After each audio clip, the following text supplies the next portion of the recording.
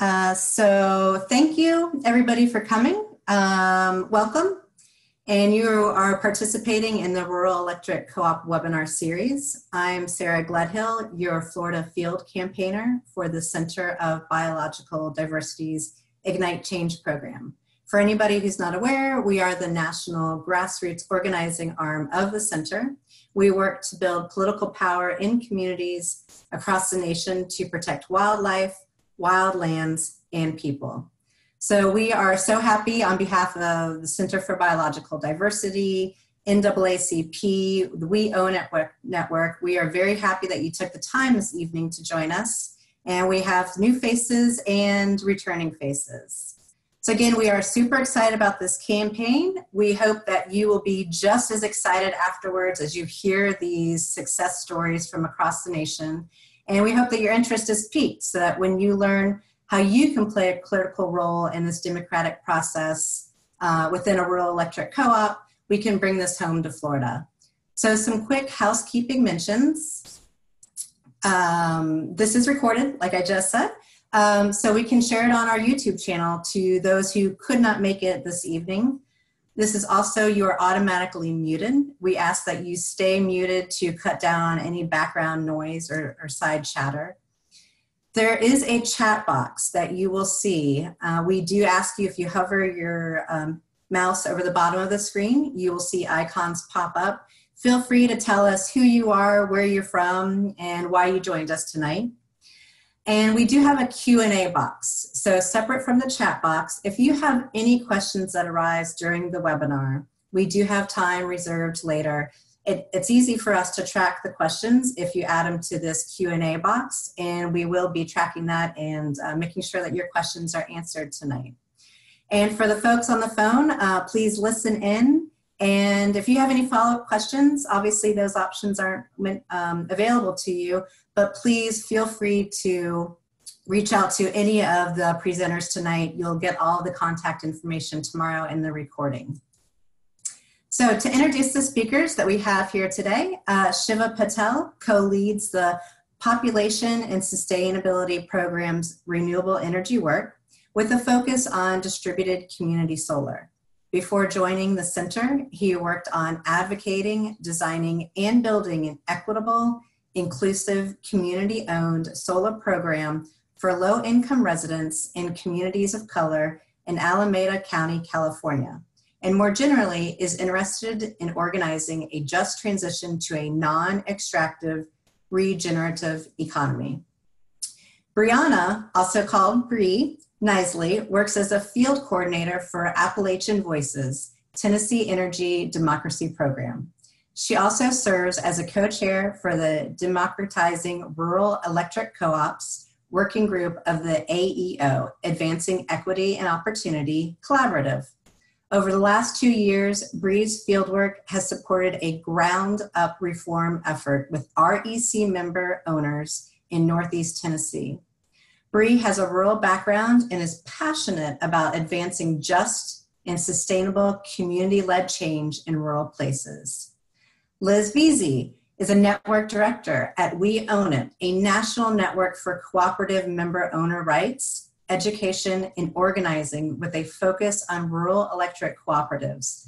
Liz is a member of REAMP Network Steering Committee, Power Shift Network Board, and Mode Shift Omaha Board. She lives in Omaha, Nebraska, where she's an active customer owner of Omaha Public Power District. And last but certainly not least, Wayne Smith is an activist and planning strategist who works with neighborhoods, faith communities, and nonprofits to ensure their programs and services connect with the people they seek to assist. She currently serves as youth pastor at Mount Welcome Missionary Baptist Church, as well as an organizer for the Partnership for Southern Equity, where she leads coalition building and human-to-human education efforts to democratize rural electric co-ops. She earned a master's from Morehouse School of Religion and completed postgraduate coursework at Syracuse University. And without further ado, I hand it to your moderator for the evening, Shiva Patel. Thank you, Sarah, and thanks everyone for joining. Appreciate it. So as we talked about on our previous webinar, rural electric co-ops are a unique and often missed opportunity within the broader set of strategies and solutions that can help bring about a just transition to clean, renewable energy. While some rural electric co-ops are leading the way with integrating renewable energy through innovative energy efficiency and community solar programs, many fall far short. But regardless of their past actions, all rural electric co-ops have the potential to be more representative, more accountable, while leading the path forward. So the Center for Biological Diversity has partnered with the We Own It Network and NAACP Florida chapter to launch this webinar series to help individuals better understand how electric co-ops work and how to get involved to bring equitable and wildlife-friendly solar energy to their communities. By engaging in this webinar series, we hope you'll learn the basics of rural electric co-ops, connect with others to advocate for equitable solar energy, and generally just get inspired for the fight ahead. This webinar will focus on specific member engagement strategies while highlighting case studies from across the country. And our follow-up webinar, which is 2 weeks from the same time today, will focus on specific advocacy opportunities in the Florida rural electric co-op context. Next slide.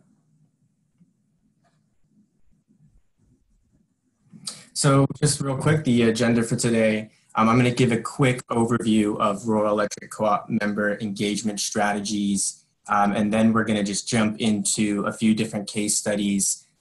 We are blessed to have some folks on this call that have quite a bit of experience with rural electric co-ops in terms of education and organizing and campaign work. So we're going to hear a case study from Tennessee, as well as some successful solar campaigns, as well as another case study from Georgia. Then we'll leave a few minutes at the end for some Q&A.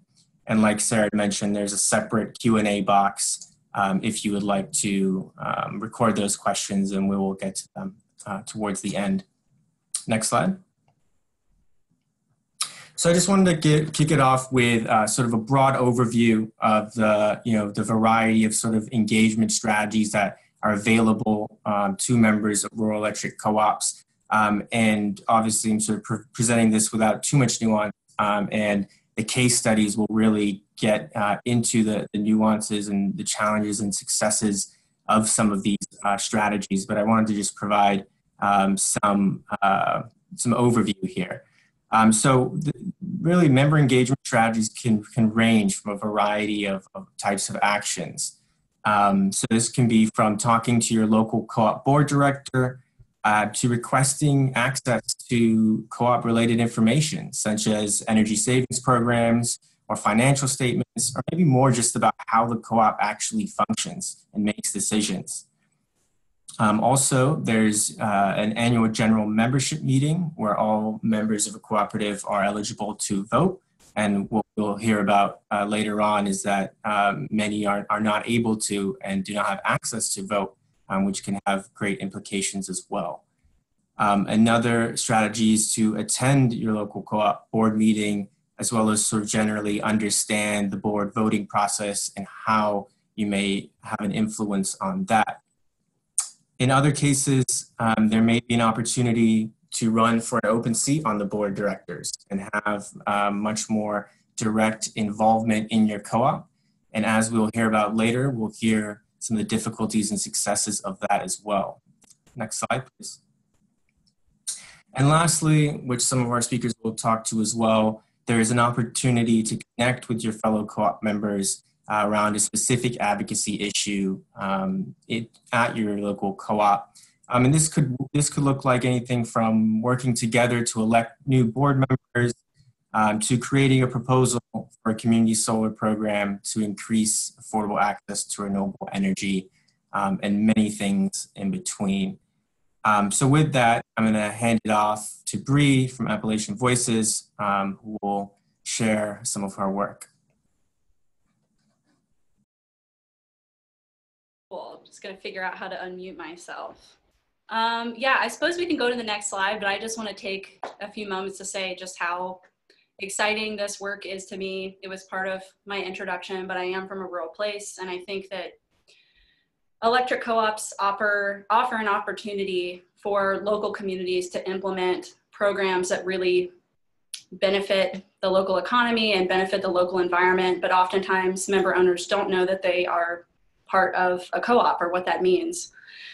And so, yeah, this work is really exciting to me, and I just feel really fortunate to have worked my way into a really kind of a niche field of organizing. And so I'm going to tell you about this story of the organizing that I've been doing for the past 1.5 to 2 years with members of Powell Valley Electric Co-op.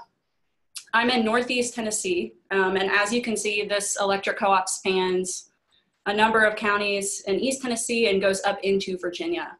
It was incorporated in 1938, and it's got about 26,000 members, but around 31,000 meters.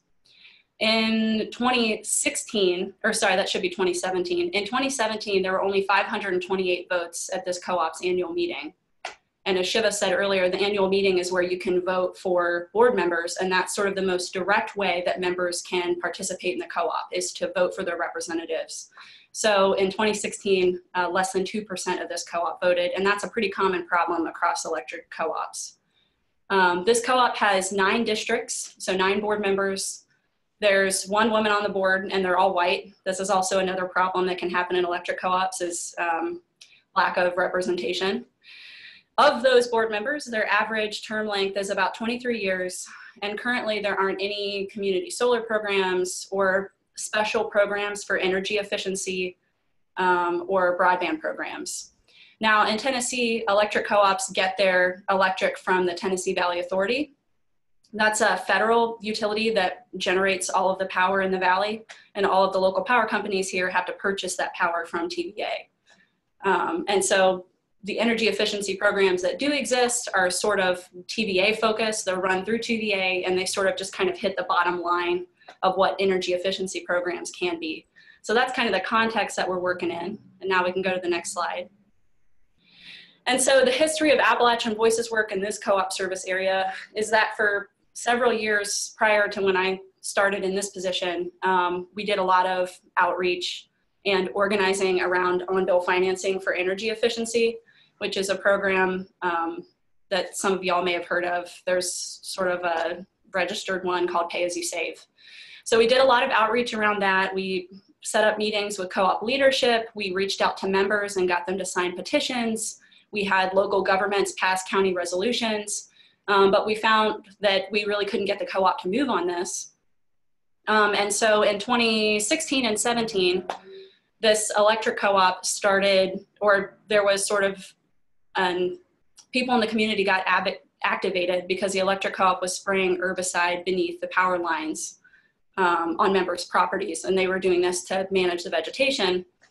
But they didn't notify anyone or give them an opportunity to opt out, and so that had a really huge impact on the community. People in East Tennessee don't like when people come up through your creek with suits on and sprayers unannounced. Whether you care about herbicide or not, people just don't like that.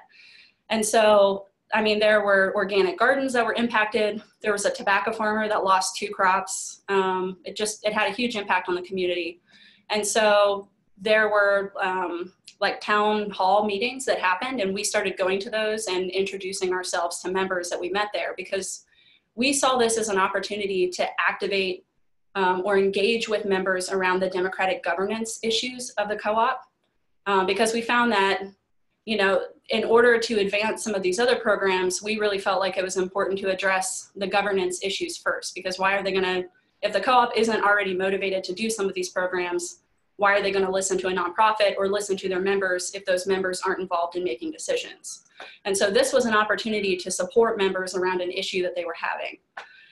And so once we started meeting with members, they started having community meetings, like little small group meetings, and we were providing them with research around best practices at other electric co-ops.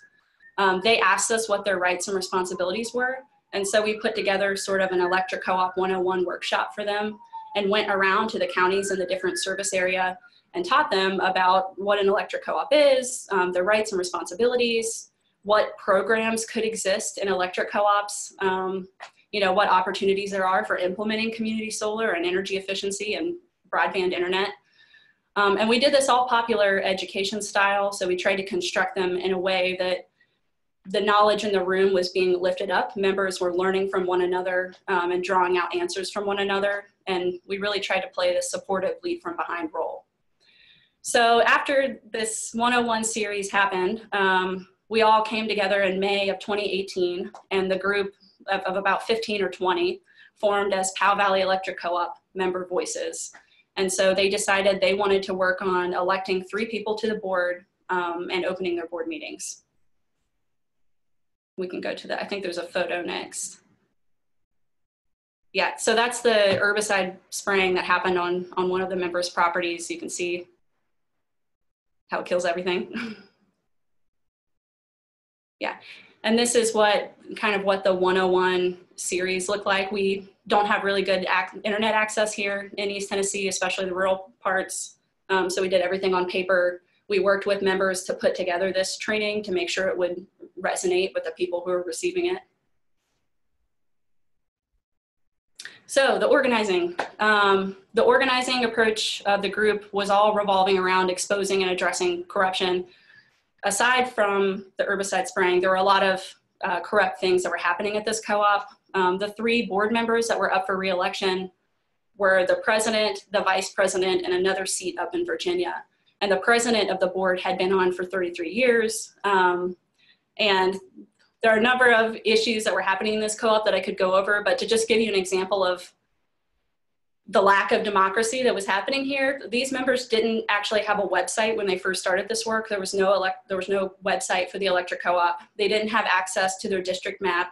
When they asked the board didn't even know which districts they represented. And I feel like that's a pretty good reflection of what was going on at this co-op.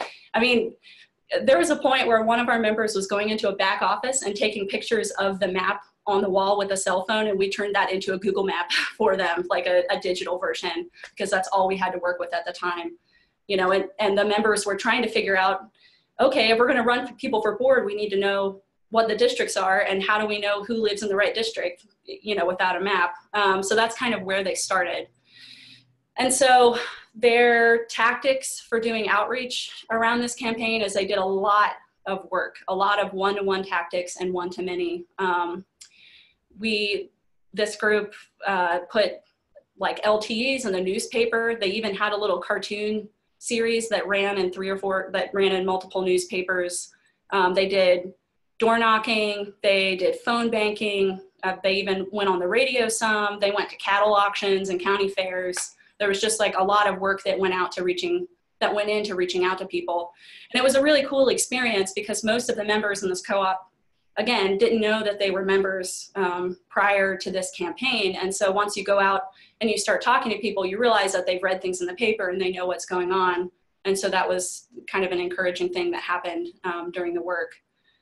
And so the timeline for getting this, getting these people on the board and getting their bylaw amendment passed, they only had 3 months between when they decided to do this work and the annual meeting. So that was a bit of a challenge. And the annual meeting, their bylaws were set up so that you had to be in person on the day of annual meeting to vote, which is obviously an accessibility challenge for people off the bat, especially because the service area is so big. Yeah, and there were a number of concerns about the voting that they were uncovered leading up to the annual meeting. One issue in particular was that churches were allowed to vote at the annual meeting, and there were about 300 churches in the service area. And we had 2 folks in our group that were working with us that were former employees of the co-op. And they said, yeah, previously when any candidates have been contested, what the co-op will do is allow anyone to walk up and say that they're from a church and vote. And so that was like one tactic that they used to get votes for themselves, is just allowing anybody to vote for a church without any proof. So those were some of the issues that this group was trying to work on, in addition to just getting folks to be supportive of their campaign goals. Yeah, so this is an example of one of the, I just love these cartoons. Yeah, this is one of the cartoons that ran, and there were successive little strips that ran in papers. That's an example. Okay. Counter organizing. Yeah, so This electric co-op is situated in a number of really, it has a very entrenched power system, and the local power holders in other parts of local government and other positions of power in the community. There's like a lot of corruption that happens in a number of the counties that this co-op serves. And so it was very easy for the board to threaten the staff's jobs. Like, that's something that happened. There was a message that was spread that reformers would end up raising people's bills. Like I said before, one of the campaign goals that this group was working on is they were trying to open their board meetings. And one way that the co-op tried to work against that message that their board meetings weren't open is they informally opened the meetings and said, our meetings have always been open. These folks are lying because we've always had open board meetings, when in fact that wasn't true. And they also used a lot of ties in the good old boy network just to get folks to turn out for them, which is another problem that can happen when you have folks trying to reform an electric co-op that has an entrenched power system like this.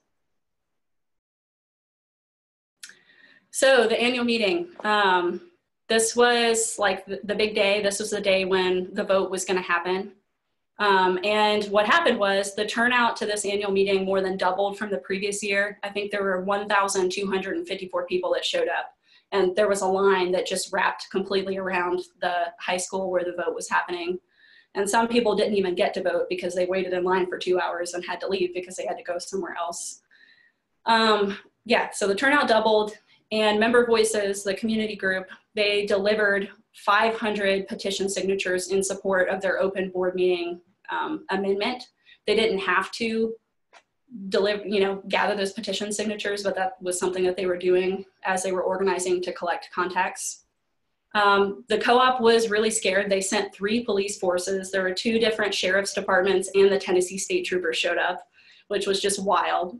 And once we got to the open, there's a business discussion usually at most co-op annual meetings, and that's where you talk about things like bylaw amendments. Now, the co-op board took some steps to keep the open board meetings amendment from getting on the ballot at this particular annual meeting. It should be on the ballot next year. But during the open meeting, or during the business discussion about open meetings, it became really clear just how well the co-op was able to organize their staff and their staff's friend and family to turn out against something that is inherently beneficial to members of an electric co-op, having open meetings.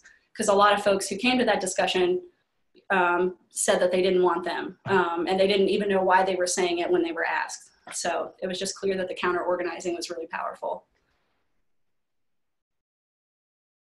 Yeah, so there's the annual meeting. I chose sort of a far away picture so you can see the line of people and the cop cars right up against the, yeah.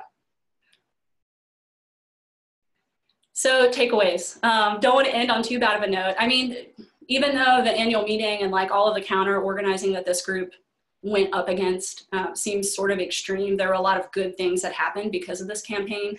Number one, the open board the board meetings are now open, even though that is an informal practice. Our members have been able to attend those meetings and engage with the cooperative board, and so have other PVEC members. The co-op now has an actual website. It's amazing. There's like multiple pages that have information about board members, a district map.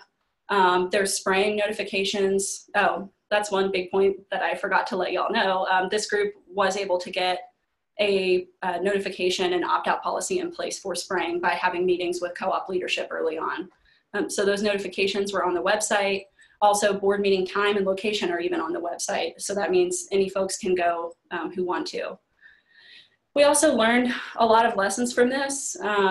Number one is building relationships with co-op staff early on. If you talk to electric co-op organizers, they'll all tell you, you gotta be clear on your outreach material that you are not against the staff. And we did prioritize that, but it's clear that actually building the relationship with the staff members is really important.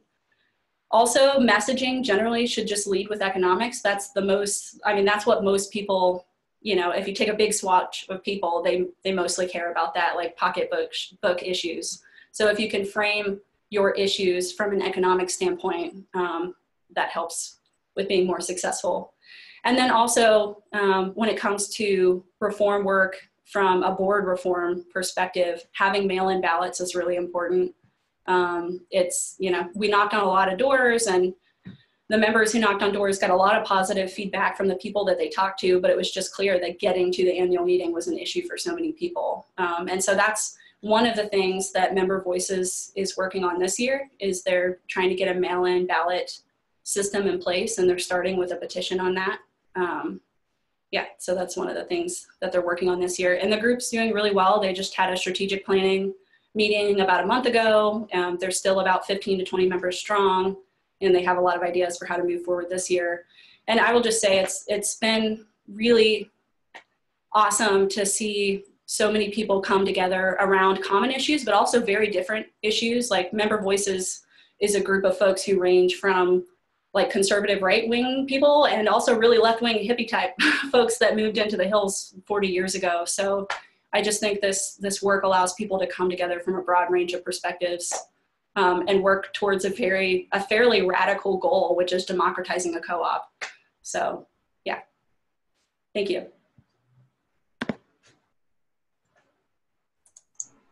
Thank you so much, Bree. And with that, just a reminder that you can enter any questions in the Q&A box, and we will come back around to that.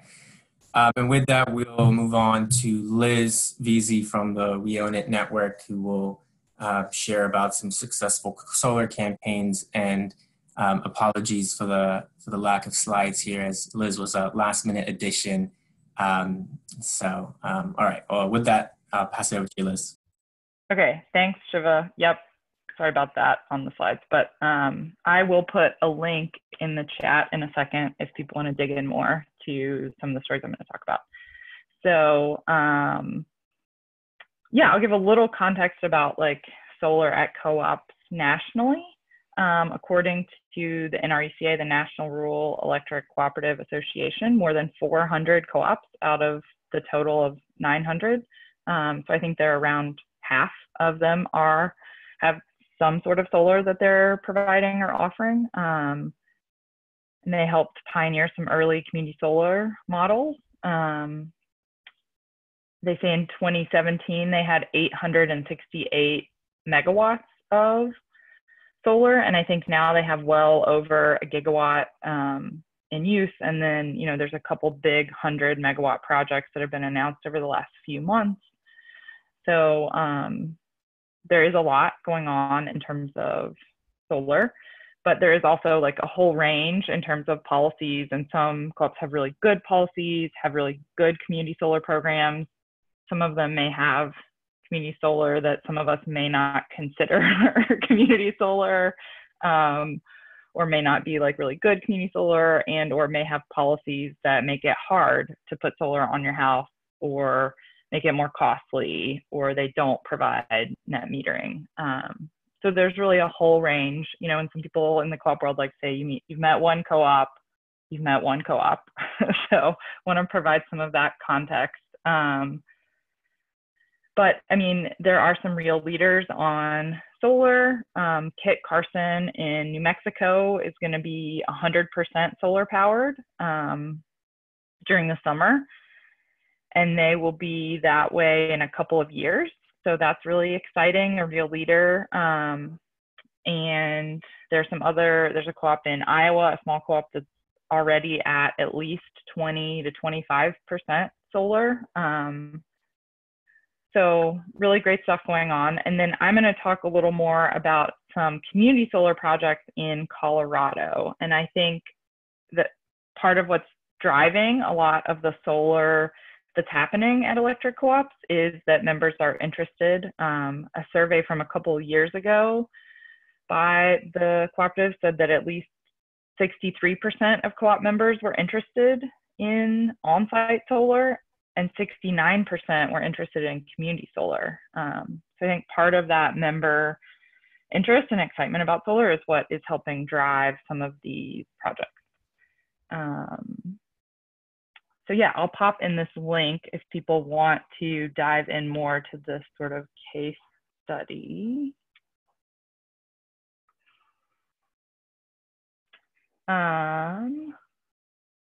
So in Colorado, I think this project was sort of driven by the Colorado State Energy Office.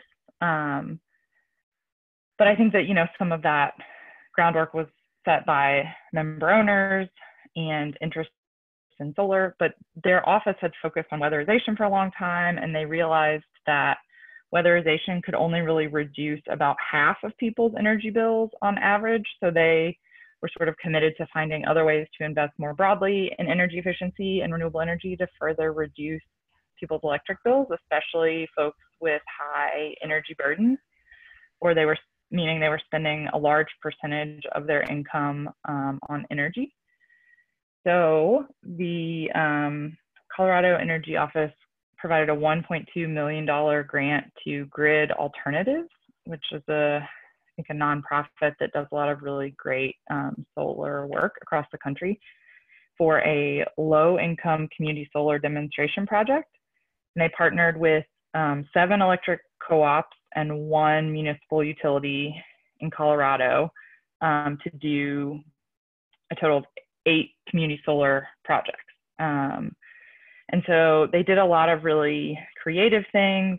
Grid Alternatives was required to leverage the funds from the State Energy Office 2-to-1 with other investments for each project to sort of grow the amount of solar they could bring in. Some of the projects also, went above and beyond and thought about, like, one project did a barn raising where subscribers were encouraged to donate 16 hours of sweat equity by working alongside the Grid Alternative folks and the utility and others to put up the arrays. So I think that's a pretty cool idea, and just helps think about, like, how can we be creative and work together and figure out how to make community solar accessible by working together.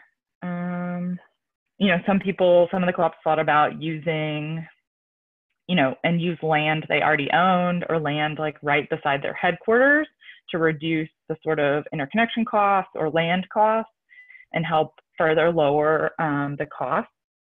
So those are just some examples. Let's see.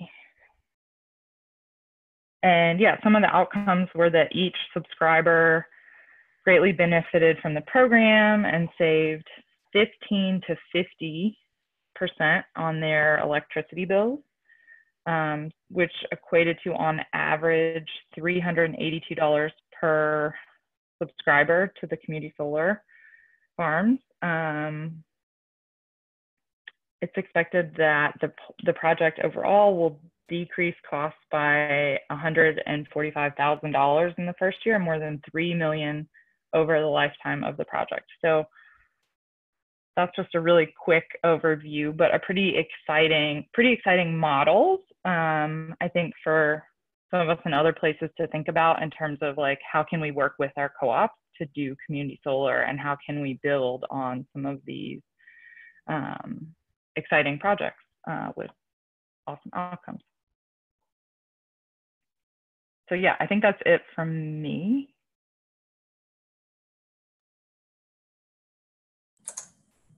Thank you, Liz. And now we will move on from Colorado to Georgia. Hey, well, hi, everybody. Again, this is Juan Smith with the Partnership for Southern Equity. And as I start, I just want to begin with full transparency that personally, I am not a member owner. Can you guys still hear me? You still hear me? Okay, I wanted to mute my laptop because my inbox is going crazy. Sorry about that. So I am not a member owner of COBB. I work with the Partnership for Southern Equity as an organizer. So very similar to what Bree said, all of our work is member owner led. We more so focus and operate from a support position. And with that being said, I wanted, in the interest of time, not to have too many slides, but I'll give you a brief overview of COBB. COBB is located in Northwest Georgia. It encompasses 5 different counties, has about 180,000 member owners.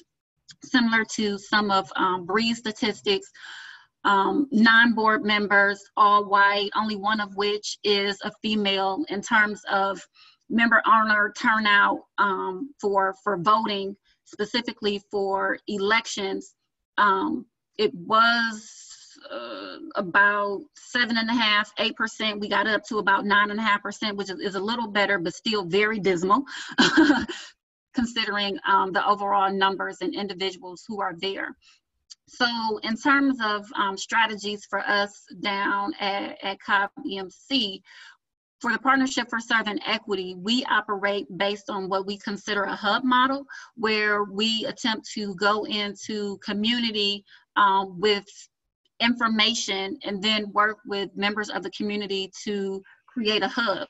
And so that's exactly what we were able to do in the case of COBB. We call ourselves the COBB Energy Equity Hub, and it's made of a number of players. So we have some individuals who were a part of the COBB watch group movement prior to our participation, and we were connected with those individuals by We Own It. Shout out to We Own It. We have a couple of other member owners from COBB, and we also have local activists who are just social justice activists from some organizations that perhaps may be familiar, Southern Christian Leadership Conference, some local nonpartisan, politically motivated organizations. And then we have individuals who, of course, are just fighting the good fight for a more greener and sustainable world. So what we've done is we all come together and we consist of the COBB Energy Equity Hub. And basically our model is to educate and activate. Our whole intention is to somehow help individuals move from education to action.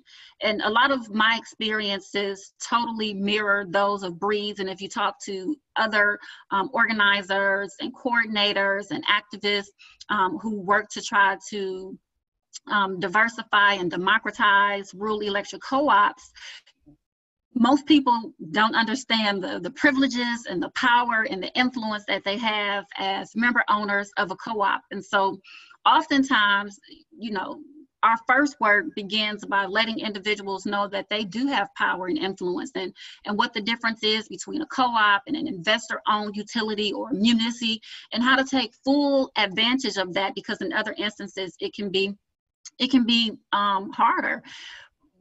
But it's few and far in between, unless you have just an overarching pain point or something that is very egregious. It's very few and far in between that you can, in one fall sweep, move people from education to action. So oftentimes it takes us a lot of touches. And so this first slide you see is just a flyer for one of our info sessions, and the COBB Energy Equity Hub has a number of info sessions and talkbacks that we try to go throughout the entire service territory to present. And again, it takes a number of touches. And so next slide, please.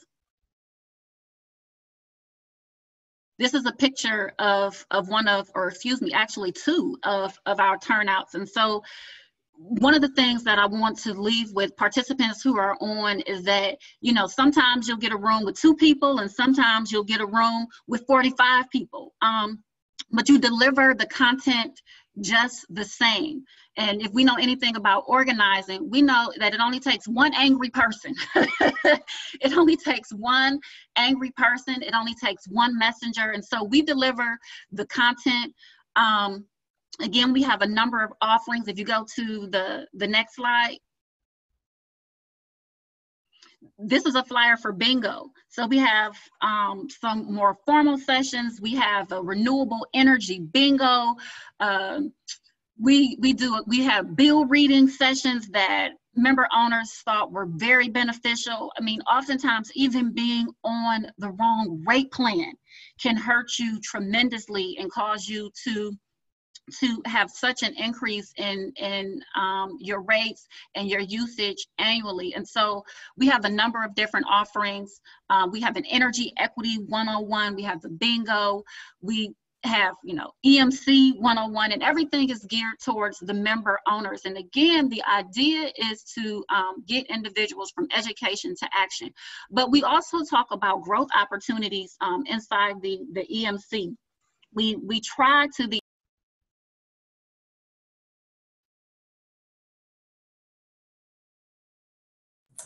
Oh, Glenn, I think you're on mute.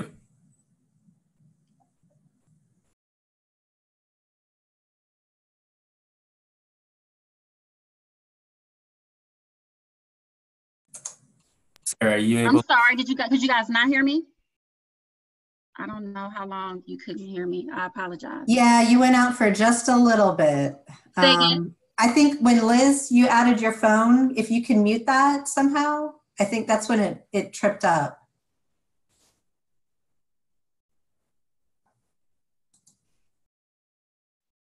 Okay, so what was the last thing you guys heard me say?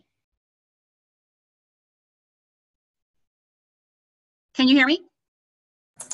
I think we're trying to remember your last words. Yeah. Oh, okay. So I was just saying that we have a number of different offerings, right? So we have, and we try to make it so that the purpose in all of the educational offerings is so that the member owners can decide what issues and initiatives they want to lead with. So we try to give them enough information so they can determine the problems or the areas of opportunities or what they want the action to be. And then our second strategy, once the members have determined what they want the action to be, our second strategy is one that I've coined: follow, suggest, and invest.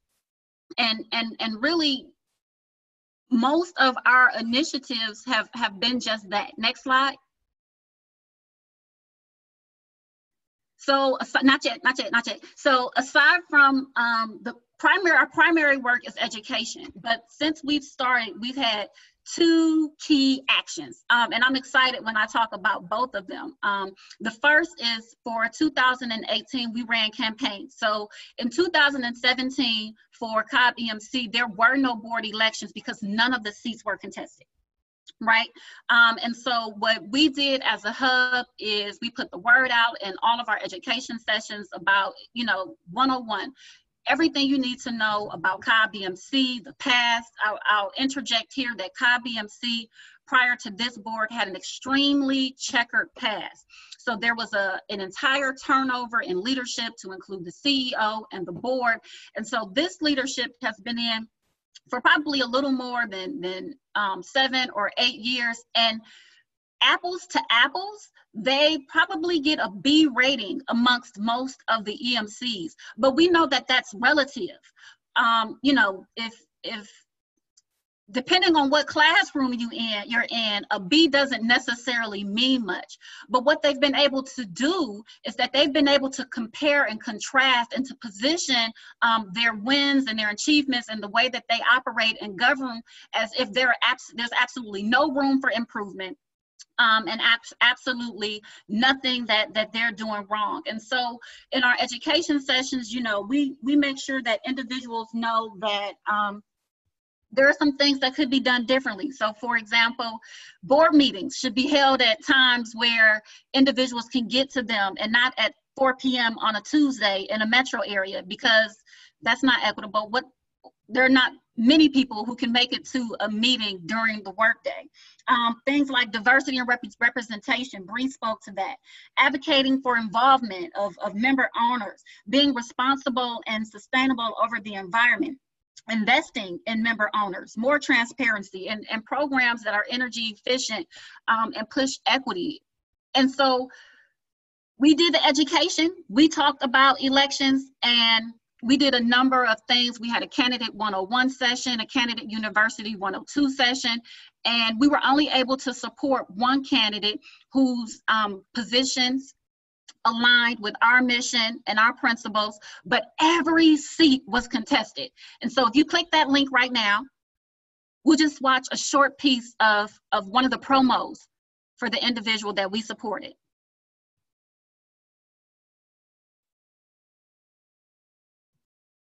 As a member owner that's been following COBB EMC for several years, Jabe Driscoll shares a lot of my concerns. Our fundamental rights are ownership and control. We have the opportunity to exercise our fundamental rights by voting. My 3 priorities as a future board member are transparency of the board, diversity of the board, and also our environment. We have a history of non-transparency here, and that has cost our members millions of dollars. We're still paying for the mischievousness that was done before. Jay was a federal auditor for 30 years, and so he has a knack for fiscal responsibility, and not just to look for corruption, right, but to look for places in which we can make the EMC more sustainable, stronger, more vital. We have to ensure that we have board members in place who are strong enough to speak out against wrongdoing. If you really want somebody on the watch to say, hey, as a board, are we making the right decisions? Are we really thinking about the right things? This is a guy I could trust. Jabe's a huge believer in increasing the diversity of the board and bringing people to the table that don't have a voice right now. If everybody on the board comes from the same place, people aren't bringing the right ideas that reflect the perspective of the different populations we have in our service territory. I grew up in a low-income area in the city. Okay, that's enough. My father was a... We don't have to watch the entire thing, but I just wanted to give you an idea of some of the things that we were able to do. And I just wanted to take another opportunity to pause and to put in a plug for connecting with other individuals who are in the work.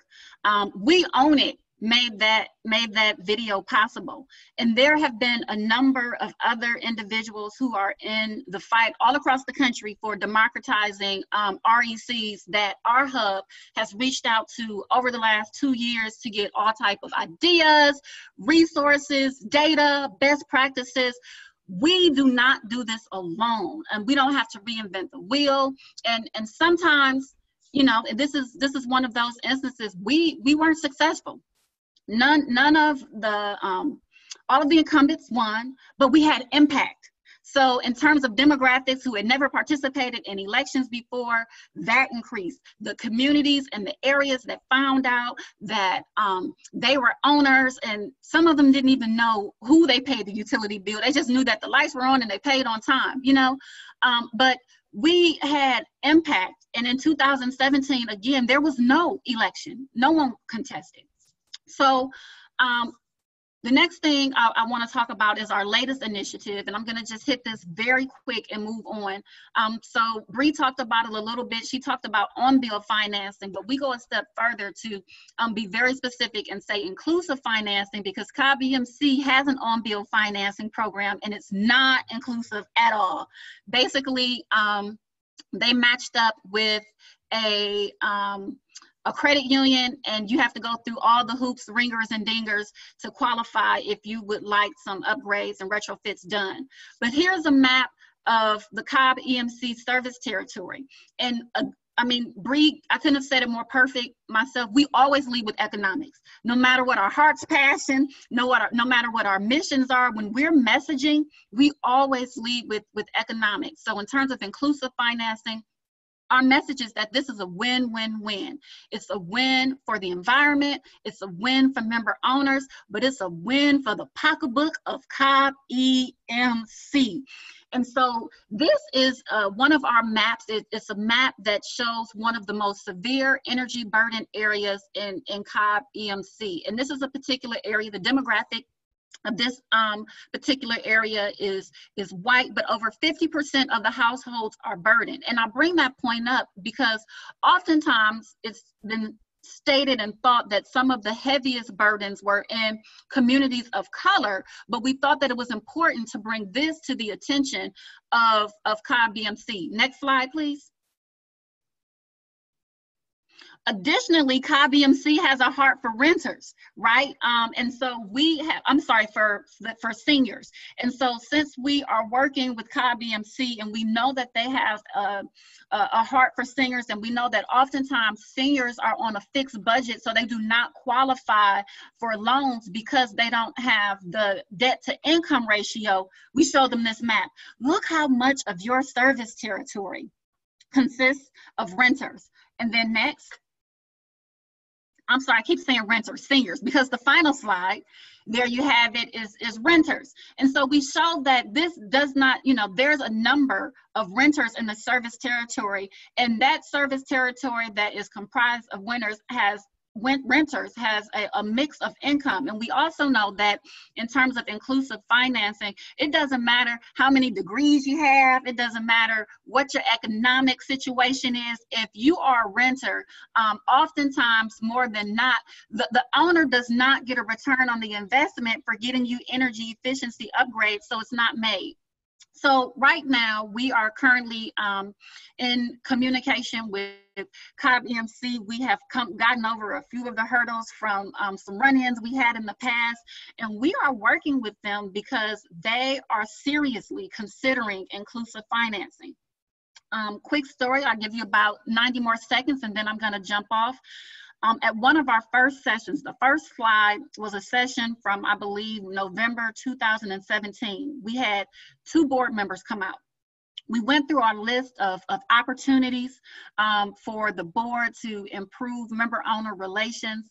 And one of the things on that list was inclusive financing. And the response was, we already have a financing program that's awesome, and that they didn't need anything else.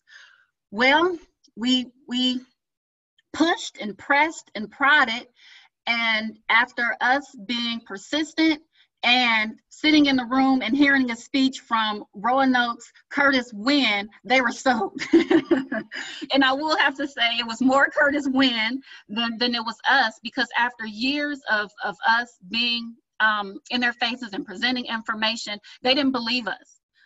We were not influential enough, we were not persuasive.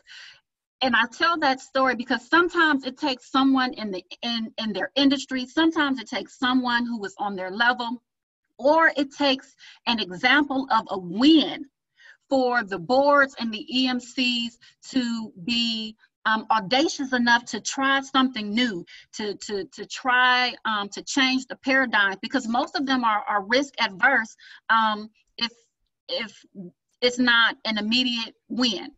So right now we are working on inclusive financing. And again, to tell you the truth, this is a great example of follow, suggest, and invest, because most of our members were tired of singing this song.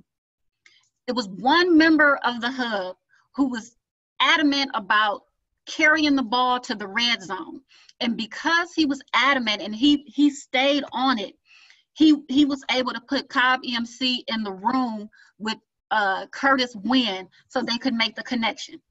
And so now we have a number of communication campaigns and things of that nature to try to support, right? So we're not adversarial right now. We are working to support COBB EMC as they work through the due diligence process to get everything they need. So with that, I'll be quiet. Thank you so much, Lynn. That was beautiful, and thank you everyone else for sharing your work and your experience. Very beneficial for us to hear, and very inspiring as well. So we just have 1 or 2 minutes. I just want to get in a quick question, and then a reminder before I get to that question. A reminder that 2 weeks from today we'll be following up and talking about Florida-specific opportunities. And there is our contact information as well at the end here if there are any other additional questions. So just real quick with 1.5 minutes before we get cut off here, we have a question. Is there federal funding available for the addition of solar programs within rural electric co-ops? I'll just open it up to whoever wants to answer that real quick. So just maybe a 30-second plug real quick.